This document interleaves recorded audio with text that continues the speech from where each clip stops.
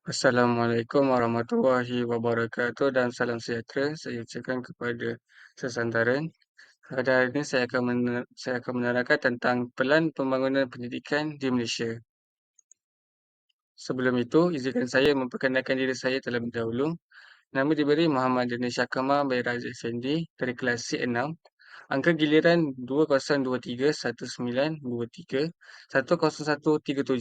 Nama kursus pengantar pengajian pendidikan, kod kursus JPPP 1092. Tugasan persembahan dan nama pensyarah Encik Santaran Anak Lelaki Arumugam. Ini merupakan pengenalan bagi Pelan Pembangunan Pendidikan Malaysia atau lebih dikenali sebagai PPM. Pelan Pembangunan Pendidikan Malaysia (PPPM) merupakan pelan yang telah dibuat oleh Kementerian Pendidikan Malaysia (KPM) setelah kementerian membuat kajian secara menyeluruh tentang sistem pendidikan di Malaysia bermula pada Oktober 2011. Keputusan untuk membuat kajian semula ini telah dibuat berdasarkan konteks standard pendidikan antarabangsa yang kian meningkat. Selain itu, dengan memperkenalkan aspirasi negara, dapat mempersiapkan generasi muda untuk menghadapi keperluan abad ke-21 dan untuk mempertingkatkan harapan ibu bapa serta masyarakat terhadap dasar pendidikan di Malaysia. Seterusnya dalam tempoh 15 bulan bermula dari Oktober 2011 hingga Disember 2012, KPM telah memperoleh beberapa input daripada pelbagai sumber. Antara contoh sumber yang didapati ialah daripada laporan penyelidikan yang dijalankan oleh pakar pendidikan dari UNESCO, Bank Dunia OECD dan institusi pengajian tinggi awam. Di samping itu, kajian ini juga telah melibatkan pemimpin sekolah, guru, ibu bapa, murid dan orang ramai di seluruh negara.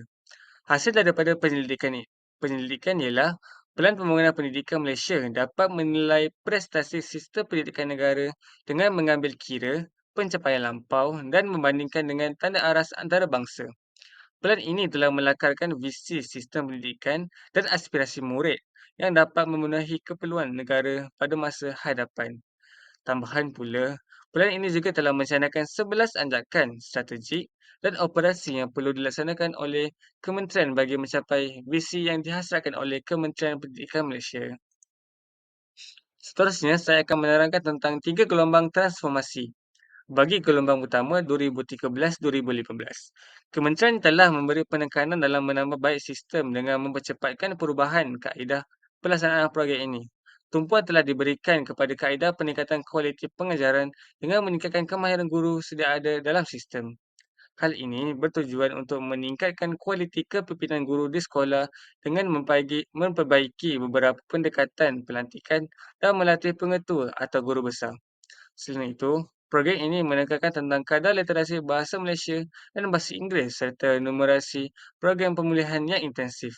Kementerian juga telah mengukuhkan dan memberi pengupayaan kepada pegawai di peringkat negeri dan daerah untuk meningkatkan kualiti sokongan yang diberikan kepada kumpulan barisan hadapan untuk membantu semua sekolah. Akhir sekali, menjelang gelombang pertama, kementerian akan memastikan semua guru, pengetua dan sekolah mencapai satu tahap minimum standard kualiti yang dihasrat. Antara inisiatif gelombang pertama ialah merombak IPG iaitu Institut Pendidikan Guru dan Latihan Praperkhidmatan serta meningkatkan standard kemasukan bagi guru baharu. Yang kedua pula, melaksanakan One Best Study Net ke semua sekolah untuk mengintegrasi ICT dalam pembelajaran harian. Yang ketiga pula, mengukuhkan praktikum dalam program vocational melalui peningkatan kerjasama dengan sektor swasta. Yang terakhir sekali, yang keempat, membentuk semula soalan peperiksaan supaya lebih menjurus kepada soalan kemahiran berfikir aras tinggi. Seterusnya ialah gelombang kedua, iaitu 2016-2020. Dalam gelombang kedua, Kementerian Pendidikan Malaysia (KPM) akan melaksanakan beberapa perubahan struktur dalam sistem pendidikan negara untuk mempercepatkan lagi perjalanan perubahan iaitu rancangan untuk semua inisiatif bermula semasa gelombang pertama.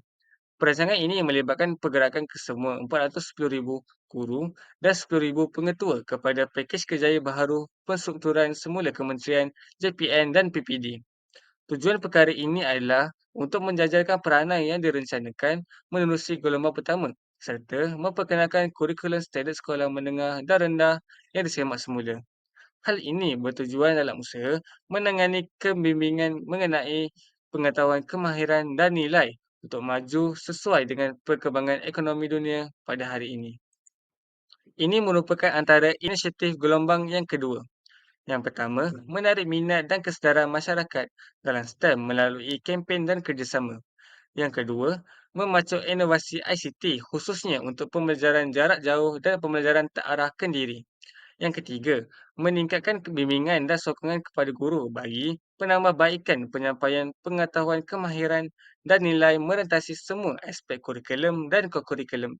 Dan terakhir sekali, memperluas pilihan pendidikan vokasional melalui perjanjian pelaksanaan dengan pembekal pendidikan vokasional swasta.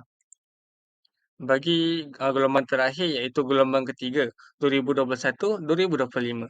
Pada permulaan gelombang 3, semua sekolah, guru dan pengetua perlu menunjukkan prestasi melebihi standard minimum. Oleh itu, kementerian akan memberikan tumpuan kepada fleksibiliti operasi untuk memupuk budaya kepimpinan rakan setugas bagi pembangunan kecemerlangan profesional. Kementerian Pendidikan Malaysia (KPM) juga akan menganjurkan kebanyakan sekolah dalam membangunkan model kejayaan sekolah berdasarkan inovasi dalam pengajaran. Akhir sekali, matlamat kementerian adalah untuk membangunkan sistem pengekalan kemajuan kendiri yang mampu untuk mencetuskan inovasi dan meningkatkan pencapaian yang lebih tinggi. Ini adalah antara inisiatif bagi gelombang yang ketiga pula. Yang pertama, memperkasa kementerian dan menginstitusikan transformasi melalui pengukuhan kemajuan kerjaya pegawai kementerian. Yang kedua, mengkaji semula perstrukturan sekolah untuk menentukan sekiranya wujud keperluan untuk mengoptimalkan laluan dan pilihan persekolahan. Yang ketiga, mempertingkatkan pengurusan berasaskan sekolah dan autonomi dari segi pelaksanaan kurikulum dan pengurusan kewangan bagi kebanyakan sekolah yang layak. Yang keempat iaitu yang terakhir sekali ialah meningkatkan inovasi dan pilihan bagi meningkatkan penguasaan kemahiran dalam bahasa Malaysia dan bahasa Inggeris secara berterusan serta menyediakan lebih banyak pilihan untuk mempelajari bahasa tambahan.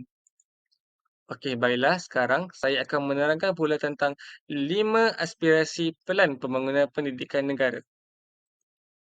Aspirasi pelan pembangunan pendidikan yang pertama ialah akses. Setiap anak di Malaysia berhak mendapatkan akses pendidikan yang berkualiti tanpa memandang ekonomi, bangsa atau latar belakang. Prinsip pendidikan untuk semua juga telah menjadi landasan sebagai salah satu bahagian dari matlamat pembangunan sistem pendidikan. Selain itu, sistem pendidikan Malaysia perlu memberi komitmen untuk memastikan akses dan enrolment sejagat dari prasekolah hingga ke sekolah menengah. Hal ini mencakupi laluan akademik dan teknik vokasional.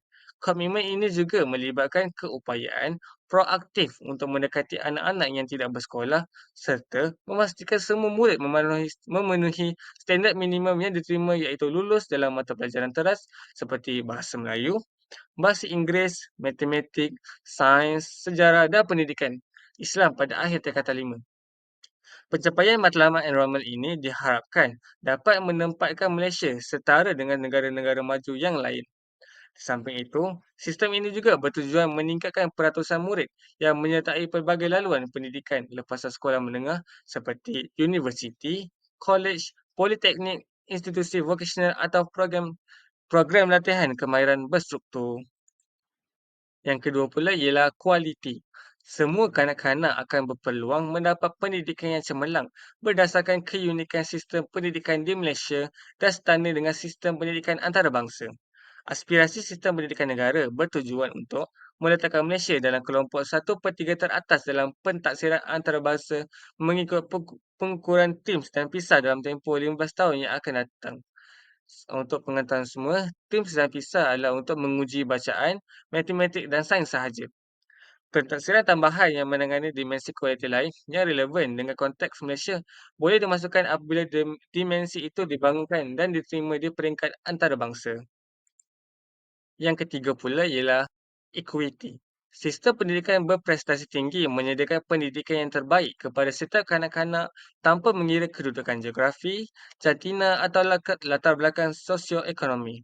Kementerian berhasrat untuk merapatkan lagi jurang pencapaian antara murid bandar dengan luar bandar, tahap sosioekonomi dan pencapaian antara gender sehingga 50% menjelang 2020. Seterusnya yang keempat pula ialah perpaduan. Menurut Syahrudin Badarudin 2017, seperti yang dinyatakan oleh Abdul Azmi et al. 2019, ada menyatakan bahawa perpaduan merujuk kepada penyatuan kepelbagaian etnik dalam sesebuah negara. Seterusnya, murid yang berusia antara 7 hingga 17 tahun menghabiskan lebih 1/4 daripada masa mereka di sekolah melalui interaksi bersama murid lain daripada pelbagai latar belakang sosioekonomi, agama, dan teknik dan etnik. Bukan itu saja, murid juga belajar memahami, menerima, dan menghayati perbezaan yang ada pada diri mereka. Keadaan ini mewujudkan satu perkongsian pengalaman dan aspirasi bagi membina masa hadapan Malaysia. Kementerian berhasrat menjana suatu sistem pendidikan yang memberi peluang kepada murid berkongsi pengalaman dan aspirasi demi membentuk dan memperkukuhkan lagi asas perpaduan rakyat Malaysia. Aspirasi yang terakhir ialah kecekapan. Sistem pendidikan Malaysia telah menerima peruntukan yang tinggi. Namun begitu, peningkatan keberhasilan murid malah tidak sepadan dengan sumber yang telah disalurkan ke dalam sistem tersebut. Walau bagaimanapun, kerajaan akan terus mengekalkan tahap pelaburan semasa. Kementerian juga berhasrat untuk memaksimumkan keberhasilan murid mengikut tahap peruntukan semasa. Okey, baiklah, saya akan menerangkan pula tentang 6 aspirasi murid. Okey, aspirasi yang pertama ialah pengetahuan. Di peringkat paling asas, setiap kanak-kanak perlu menguasai sepenuhnya kemahiran literasi dan numerasi. Selain itu, penting bagi setiap murid menguasai mata pelajaran teras seperti sains dan matematik serta mendapatkan ilmu pengetahuan yang lain. Hal ini selari dengan pendapat Fauzi Hamad dan Khairul Naim 2012 yang menyatakan bahawa ilmu pengetahuan adalah penting terutama untuk murid supaya dapat membentuk modal insan yang berguna. Bukan itu sahaja, murid juga perlu didedahkan kepada pengetahuan am yang menyeluruh tentang Malaysia, Asia dan dunia dari aspek sejarah, manusia dan geografi. Murid juga digalakkan untuk mengembangkan pengetahuan dan kemahiran dalam bidang lain seperti seni, muzik dan sukan. Pada peringkat paling asas, setiap murid perlu memiliki keupayaan literasi dan numerasi sepenuhnya. Ciri ini meningkatkan mereka dengan kemahiran hidup asas serta berfungsi secara berkesan dalam masyarakat bagi membolehkan mereka memupuk nilai untuk diri sendiri, masyarakat dan juga negara. Aspirasi murid yang kedua ialah kemahiran berfikir. Setiap murid akan belajar cara memperoleh ilmu pengetahuan sepanjang kehidupan mereka iaitu menerapkan perasaan ingin tahu dan mengamalkan pembelajaran sepanjang hayat untuk membolehkan mereka menghubungkan pelbagai disiplin ilmu dalam sistem ilmu yang baharu. Setiap murid perlu menguasai pelbagai kemahiran kognitif termasuk penaklukan dan pemikiran kritis, kreatif serta inovatif. Setiap murid perlu membina kemahiran inquiry dan mempelajari cara untuk terus mendapatkan pengetahuan sepanjang hayat supaya boleh menghubungkan pelbagai pengetahuan dan menambahkan pengetahuan baru. Kemahiran berfikir aras tinggi dan kemampuan untuk melakukan inovasi amat kritikal dalam dunia teknologi yang berkembang pesat ini. Okey, ini adalah tiga contoh kemahiran berfikir. Yang pertama, pemikiran kreatif dan inovatif. Kemampuan menginovasi menjana kemungkinan baharu dan mencipta idea atau pengetahuan baharu. Yang kedua pula, pemikiran kritis dan penaklukan. Keupayaan untuk menganalisis maklumat, menjangka masalah dan mendekati isu secara kritis, logik, induktif dan deduktif bagi mencari penyelesaian dan akhirnya membuat keputusan. Yang terakhir sekali ialah keupayaan belajar. Keupayaan memacu pembelajaran sendiri dengan kemampuan menghargai nilai pembelajaran sepanjang hayat. Aspirasi yang ketiga ialah kemahiran memimpin. Kebolehan untuk memimpin dan bekerja dengan orang lain secara berkesan adalah penting. Sistem pendidikan negara akan membantu setiap murid mencapai potensi sepenuhnya dengan mewujudkan peluang yang formal dan bukan formal, bekerja dalam pasukan dan mengamalkan ciri kepimpinan. Dalam konteks sistem pendidikan, kepimpinan merangkumi 4 dimensi iaitu keusahawanan, berdaya tahan, kecerdasan emosi dan kemahiran berkomunikasi dengan berkesan. Kemampuan bekerja dengan berkesan dan memimpin orang lain adalah penting, terutamanya dalam dunia yang semakin saling berkait ini. Dalam dialog nasional, kepentingan memupuk kepemimpinan dan keupayaan bekerja secara berkesan dalam satu pasukan bagi setiap murid sering dibangkitkan. Sistem pendidikan berusaha membantu setiap murid mencapai potensi masing-masing sepenuhnya melalui penglibatan sebagai pemimpin serta bekerja dalam kumpulan. Dalam konteks sistem pendidikan, kepimpinan mempunyai 4 unsur. Unsur pertama ialah keusahawanan. Keusahawanan ialah mengambil inisiatif untuk mewujudkan dan membangunkan penyelesaian sendiri dan sanggup membuat pelaburan daripada sumber sendiri serta cenderung untuk memastikan penyelesaian itu dilakukan. Yang kedua ialah berdaya tahan. Membina secara berfikir Maafkan saya, berdaya tahan ialah membina cara berfikir yang konstruktif serta mampu menghadapi rintangan yang dihadapi. Yang ketiga pula ialah kecerdasan emosi. Kecerdasan emosi ialah berupaya memahami dan bekerja secara berkesan dengan orang lain serta mampu mempengaruhi mereka dengan cara yang positif. Yang keempat iaitu yang terakhir sekali ialah keterampilan berkomunikasi. Ke- Keterampilan berkomunikasi ialah berupaya memberikan pendapat dan hasrat secara lisan atau bertulis dengan jelas dan mudah untuk difahami oleh orang lain. Aspirasi murid yang keempat ialah kemahiran dua bahasa. Setiap kanak-kanak perlu menguasai sekurang-kurangnya bahasa Melayu sebagai bahasa kebangsaan dan bahasa perpaduan serta bahasa Inggeris sebagai bahasa komunikasi antarabangsa. Dengan tahap penguasaan bahasa ini, selepas menamatkan persekolahan, murid sepatutnya berupaya menggunakan bahasa Malaysia dan bahasa Inggeris dalam persekitaran kerja. Samping itu, kementerian akan menggalakkan semua murid untuk mempelajari bahasa lain sebagai bahasa tambahan. Setiap murid akan menguasai bahasa Malaysia sebagai bahasa kebangsaan dan bahasa Inggeris sebagai bahasa kedua, serta bahasa komunikasi antarabangsa. Setiap murid juga akhirnya akan berpeluang mempelajari bahasa tambahan. Kepelbagaian Malaysia yang unik dan warisan berbilang budaya memberikan kelebihan daya saing kepada semua. Murid akan terus berpeluang untuk mempelajari bahasa Cina dan Tamil di sekolah jenis kebangsaan. Kini, setengah sekolah kebangsaan juga menyediakan peluang untuk mempelajari bahasa ketiga seperti bahasa Cina, Tamil, Arab, Iban dan Kadazan Dusun. Pada peringkat menengah, peluang ini diperluas untuk meliputi bahasa antarabangsa lain. Selepas jangka masa tertentu, semua murid akan digalakkan untuk belajar sekurang-kurangnya 3 bahasa bagi membolehkan mereka bekerjasama dan berkomunikasi secara berkesan dengan rakan dalam kalangan rakyat Malaysia dan juga negara jiran dalam dunia global pada masa ini. Aspirasi yang kelima ialah etika dan kerohanian. Sistem pendidikan akan memupuk etika dan kerohanian dalam diri setiap murid bagi menepani cabaran yang akan ditempuhi dalam kehidupan dewasa agar mereka boleh menyelesaikan konflik secara harmoni, bijak membuat pertimbangan, berpegang kepada prinsip ketika berada dalam situasi yang kritikal serta berani melakukan sesuatu yang betul. Sistem pendidikan juga berhasrat untuk membentuk individu penyayang yang dapat menyumbang kepada kesejahteraan komuniti dan negara. Sistem pendidikan akan mempersiapkan setiap murid supaya berani menghadapi cabaran masa depan, menyelesaikan konflik secara aman, membuat keputusan yang wajar dalam situasi kritikal dan mempunyai keberanian melakukan apa yang betul. Penekanan ini diberikan kepada setiap murid dengan mewujudkan satu set prinsip termasuk nilai bersama yang kukuh dan didokong oleh semua rakyat Malaysia. Okey, yang pertama ialah kerohanian. Mempunyai pegangan agama yang kuat dan mengamalkan sebagai asas hidup serta mendukung standard moral yang tinggi. Yang kedua pula ialah integriti. Mempunyai keberanian, disiplin dan semangat untuk melakukan perkara yang betul. Dan yang terakhir sekali ialah tanggungjawab sivik.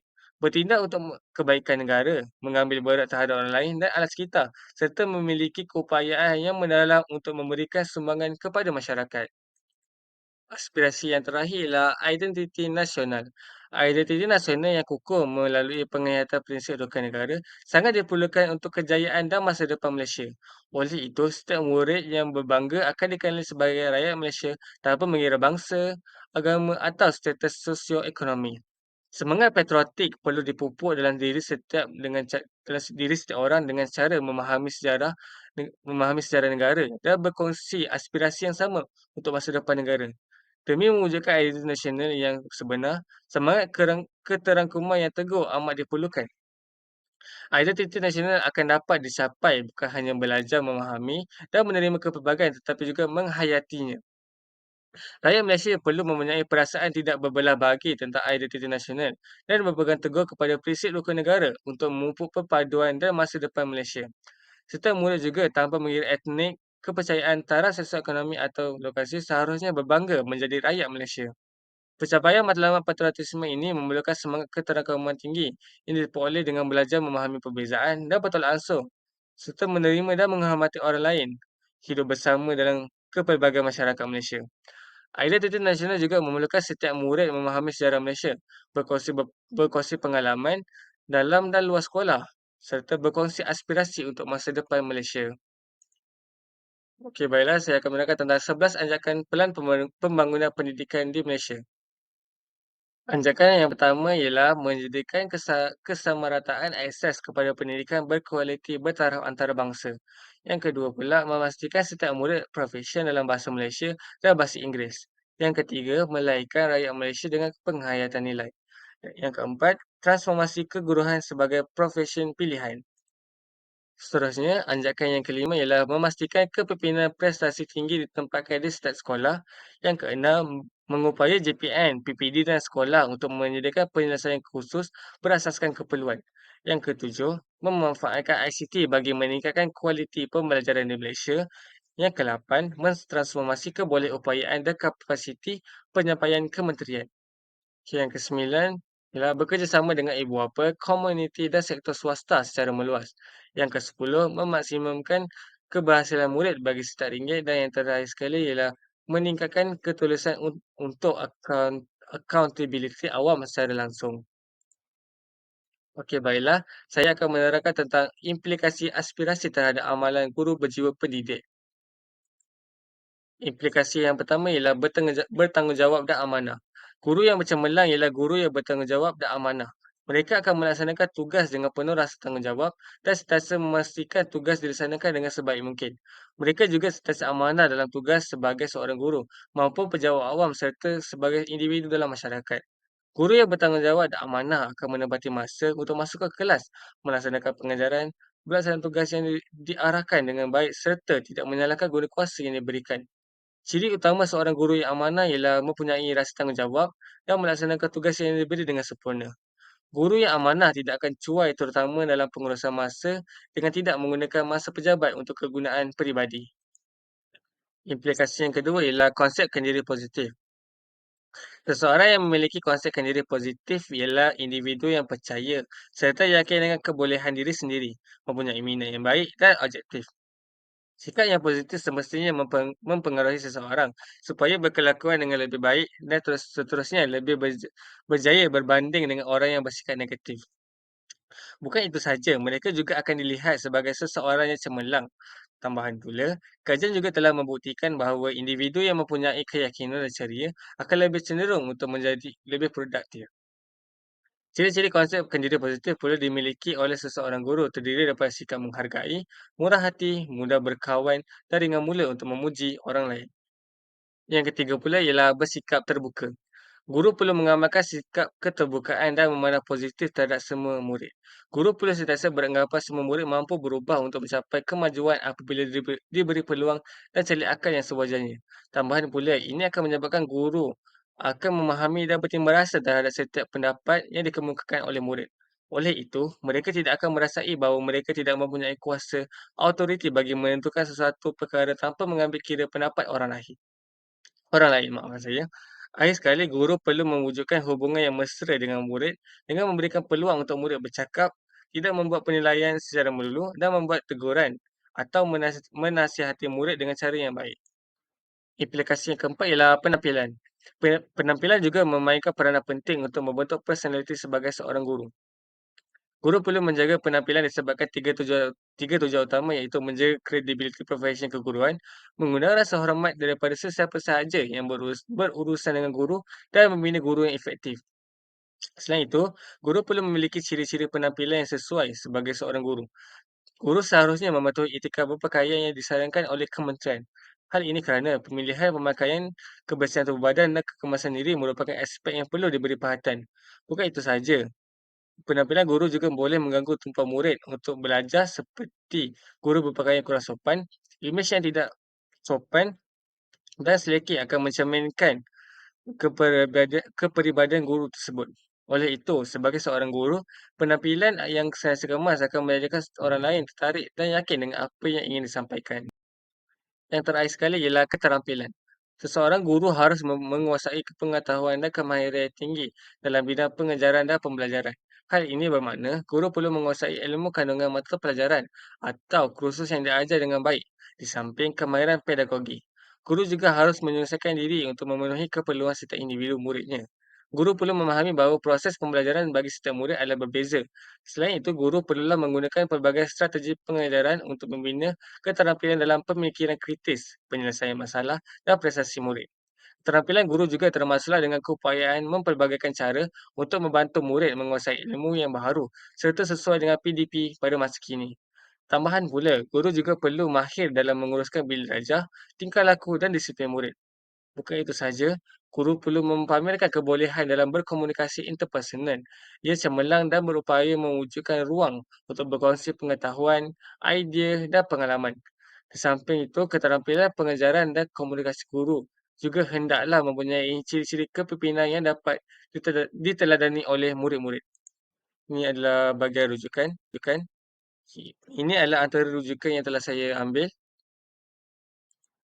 Sekian sahaja pembentangan daripada saya. Sekian, terima kasih.